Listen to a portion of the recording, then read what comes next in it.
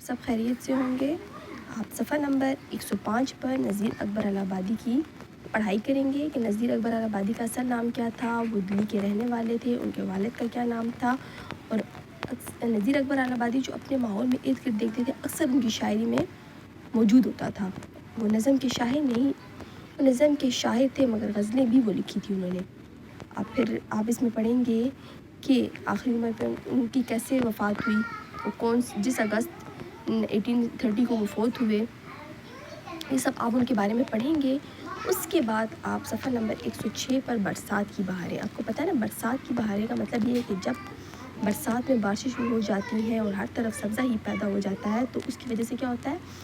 ایک گرمی کی جو شدت ہوتی ہے وہ کم ہو جاتی ہے، تو ہر طرف دھلا ہوا، ہر چیز دھلی ہوئی نظر آ رہی ہوتی ہے گرد آلود سے، تو وہ بہاریں لگ رہی ہوتی ہیں۔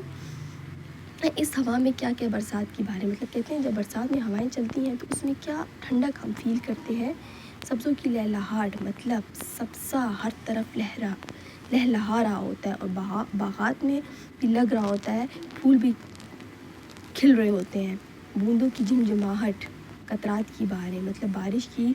اور ہلکی ہلکی بوندیں، اور جس کو ہم محسوس کر سکتے ہیں، اور قطرات، چھوٹے چھوٹے قطرے جب ہم پر پڑتے ہیں، کیونکہ ہم تو گرمی کے مارے ہوئے اس ٹائم پہ ہوتے ہیں، جب اس کے بعد برسات آتی ہے تو ہم ایک نیا رت لے کر آتی ہے۔ ہر بات کے تماشے، مطلب ہر بات میں آپ کو ایک خوشی تماشا سا نظر آ رہا ہوتا ہے۔ ہر گاٹ کی بہاریں، کہ ہر بہار کے بعد ایک ضرور بہار آتی ہے، کیا کیا مچی ہیں یاروں برسات کی بہاریں۔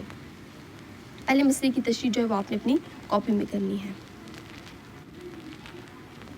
ٹیک کیئر، اللہ حافظ۔